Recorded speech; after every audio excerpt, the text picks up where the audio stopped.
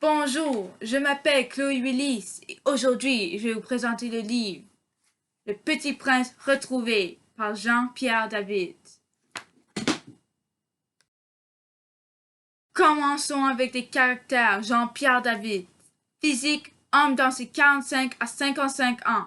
Il a des lunettes, cheveux courts, blancs ou gris, old man, je veux dire dans une façon gentille, ok? Psychologique, curieux, intelligent, introverti. Social, adulte, auteur, quelqu'un qui écrit des livres. Relationnel, un ami.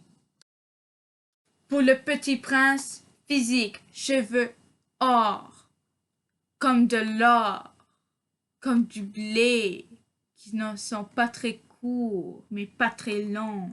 Enfant 10 à 12 ans, pas très haut de taille. Psychologique, curieux, n'aime pas être demandé des questions ou être interrogé. Gentil, social, enfant. Relationnel, sa fleur, une rose qu'il adore. Et un mouton. Situation initiale. Le début du livre commence avec une lettre. Cher monsieur Saint-Exupéry. Puis le narrateur explique que quelque chose de drôle est arrivé. Ensuite, il explique qu'il ne va pas beaucoup en vacances. S'il a dit qu'il aime les aventures, ce n'est pas la vérité. Il reste à la maison beaucoup, mais un jour, il a décidé de faire quelque chose dans sa vie. Donc, il a décidé d'aller à une place qui s'appelle Kiokpiou.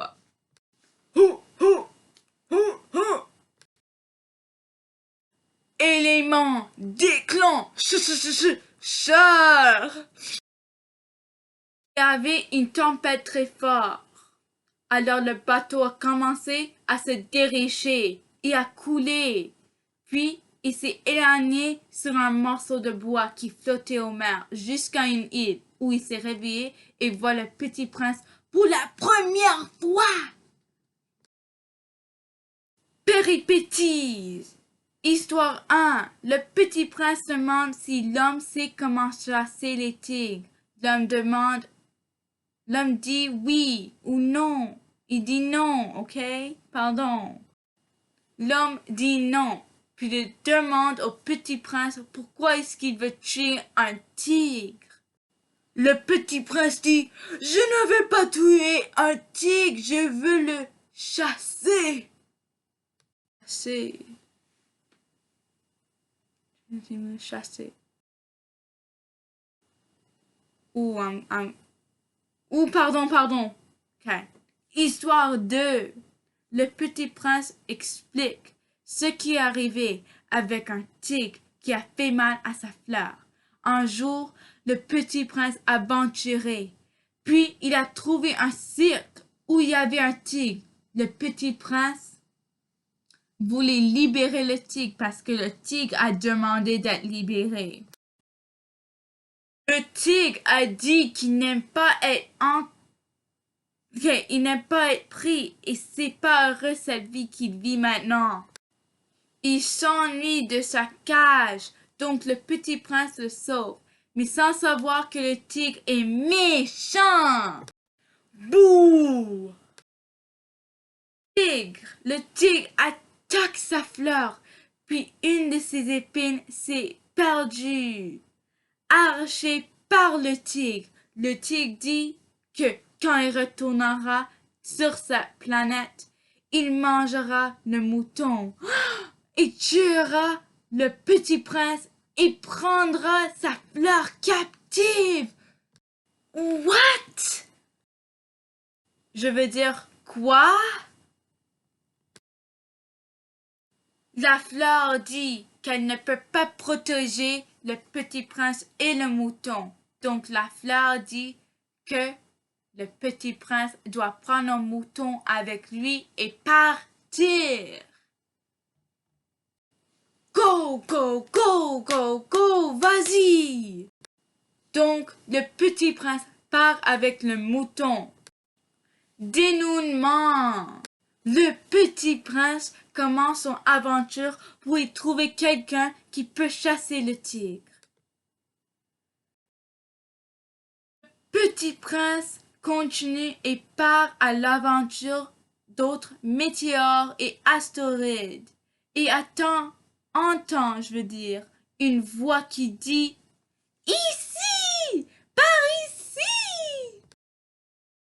Le petit prince atterrit sur une planète avec plein de végétation et un écologiste. L'écologiste avait une barbe brune, le nez chaussé de pesticules ronds. Il ne devait pas encadrer son mouton et que ça faisait mal.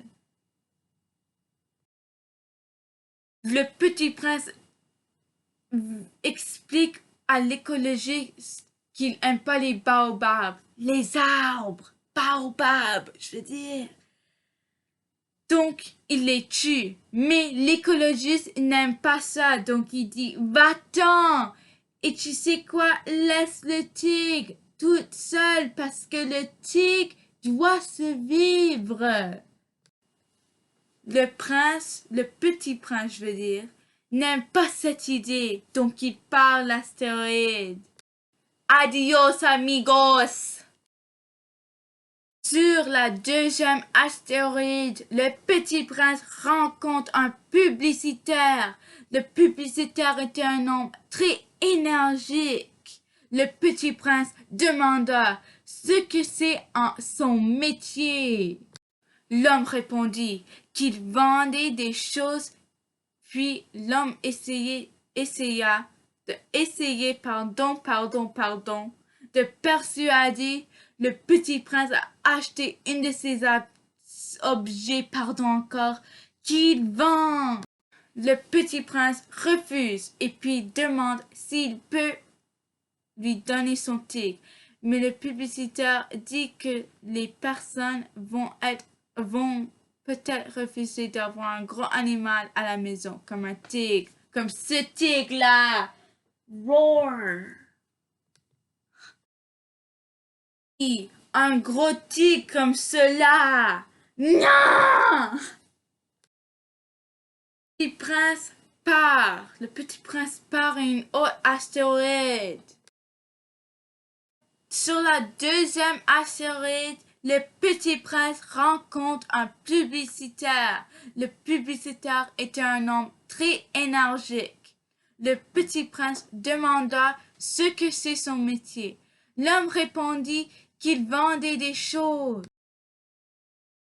Pardon, parce que j'ai oublié où ce que j'étais. Je vais recommencer sur le troisième astéroïde. Sur le troisième astéroïde, le petit prince rencontre un homme qui aime faire des calculs.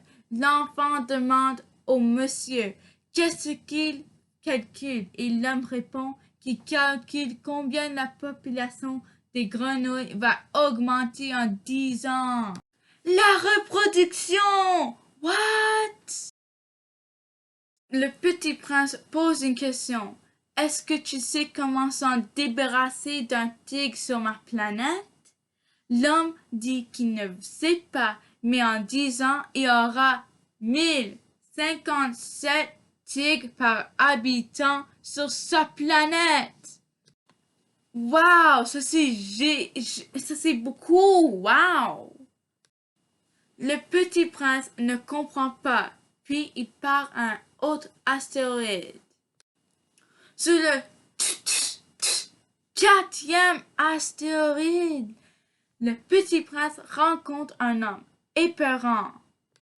Bouh! Il demande à l'homme s'il sait chasser le tigre, mais l'homme lui corrige. Yeah. Après qu'il corrige le petit prince, il dit non, il ne sait pas. Mais il est un gestionnaire. Le petit prince demanda c'est quoi un gestionnaire? Puis l'homme dit que c'est quelqu'un qui gère. L'enfant ne comprend pas. Puis l'homme donne un exemple. Puis le petit prince comprit. Il pose une autre question. Donc l'homme se fâche et dit à l'enfant de s'en partir. Et l'enfant écoute.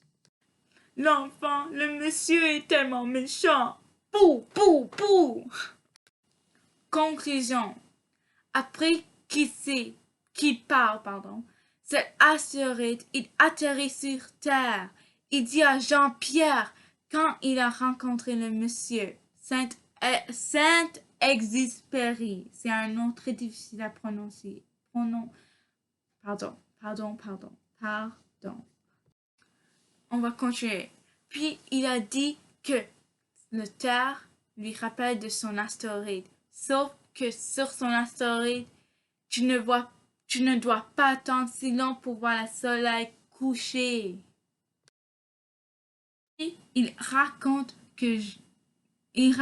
le soir que Jean-Pierre David, il raconte à Jean-Pierre David le soir où il est parti pour voir cet astéroïde encore.